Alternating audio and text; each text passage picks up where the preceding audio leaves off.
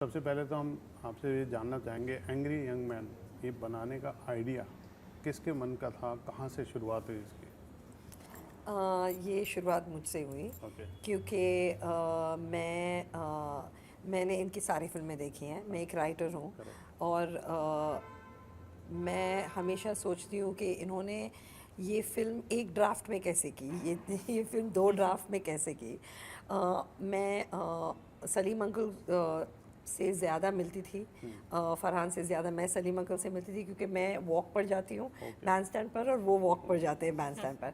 तो सुबह में हम अक्सर मिलते थे और बैठते थे और बात करते थे और वो मुझे कहानियाँ बोलते थे, मुझे स्क्रिप्ट के डिस्कस करते कि कोई नई फिल्म आई है, मेरे फिल्म देख के मेरे साथ डिस्कस करते। तो मुझे लगा कि इनको टेप पर डालना चाहिए और इनके बारे में बुक लिखा है, इंटरव्यूज़ या आर्टिकल्स लिखी हैं, लेकिन किसी ने इनको आर्काइव नहीं किया है और ये जनरेशन जानती नहीं है। ये जनरेशन ने कभी स्टार राइटर्स नहीं देखा है और वो एस्पिरेशन जो मुझ में है वो मुझे ट्रांसमिट करना था टू अनदर जनरेशन। तो ऐसे तो जो इसलिए वॉक करते करते बातें करते करते आप खुद भी राइटर हैं, आप बहुत सफल डायरेक्टर हैं, फिर नम्रता जी को कहाँ से ढूंढा आपने? नम्रता एक बहुत ही बड़ी सक्सेसफुल और बहुत ही अच्छी एडिटर हैं, नेशनल अवार्ड विनिंग एडिटर हैं और मैंने इनके साथ 3 प्रोजेक्ट्स किए हैं, लव स्टोरीज, गोस्ट स्टोरीज और मेड इन हेवन। ओके। और एडिटिंग भी एक किस्म का राइटिंग प्रोसेस है। आप स्क्रिप्ट लेते हो, आप शूटिंग करते हो, शूटिंग के बाद कोई चीज़ें अच्छी नहीं हैं, कोई चीज़ें अच्छी हैं, वो वापस स्टोरी क्राफ्ट करना, कुछ बोरिंग हो गया है, कुछ लंबा हो गया है, कुछ मीटी इनफ नहीं है, तो कैसे फिक्स करें। तो editing in it self is a री राइटिंग प्रोसेस। तो अगर एक अच्छा एडिटर है तो उनका नैरेटिव सेंस बहुत स्ट्रांग होता है। तो वो मुझे नम्रता में दिखा और फिर ये 70s के सिनेमा जानती थी और सारे फिल्में देखी हैं ओके। इसने। उससे बॉलीवुड से आई मीन हिंदी फिल्मों से बहुत लव है। She also she has a sense of humour. तो मुझे लगा that she'll be good with Salim uncle and my father because they're very funny and it was important to have a female gaze. मुझे एक लड़की चाहिए थी जो ये डॉक्यूमेंट्री बनाए क्योंकि दे आर वेरी मेल, उनका काम भी बहुत मेल सेंट्रिक था। तो इट्स इंटरेस्टिंग कि एक फीमेल उन्हें देखे। नम्रता जी आप बताइए, आपका फर्स्ट रिएक्शन क्या था जब आपको सच में ये पता चला कि मेरे पास ये रिस्पॉन्सिबिलिटी आने वाली? मैंने सबसे पहले तो कार्टव्हील करी क्योंकि मुझे मतलब इंस्टिंक्टिवली बहुत ही अच्छा सब्जेक्ट लगा।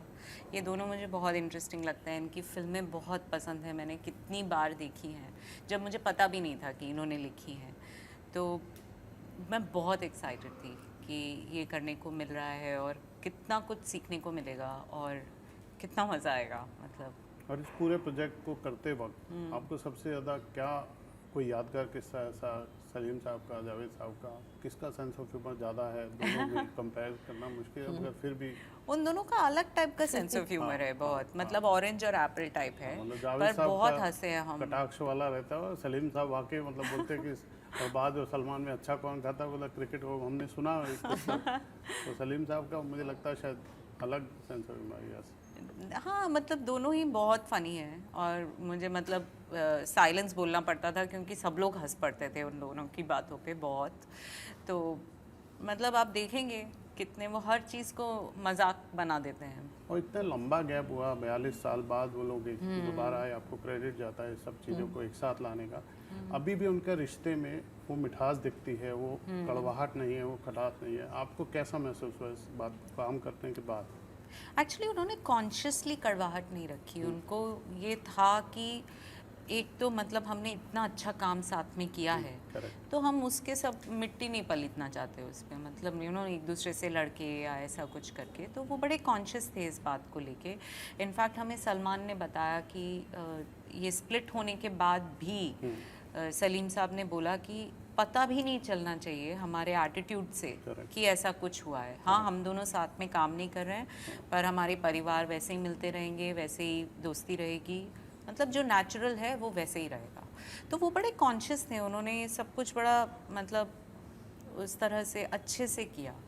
अभी तक जो है जब हम सुनते थे ना एंग्री यंग मैन, तो सदी के महानायक अमिताभ बच्चन का चेहरा था। उनके पिता का नाम सब जानते हैं, हरिवंश राय बन। बस इस किरदार के जो जन्मदाता हैं वो सलीम जावेद था। आपने ये बना के शायद ये साबित किया कि ये किरदार का रिश्ता सलीम जावेद से भी है, क्योंकि वो ओवर पावर हो जाता है स्टार वैल्यू। उस वक्त आर्टिस्ट की वैल्यू ज़्यादा थी, राइटर को कोई नहीं मानता था, और इस जोड़ी ने राइटर्स को भी तवज्जो दिलवाई अपनी फीस को लेके। ये लोग राइटिंग ऐसे नहीं करते थे, ये एक्टर को लेके करते थे। उस दौर में देखा जाता था, डायरेक्टर बोलता था नहीं ये एक्टर, तो बोलते नहीं हमने इनके लिए लिखी नहीं है, ये कहानी इनके लिए लिखी है।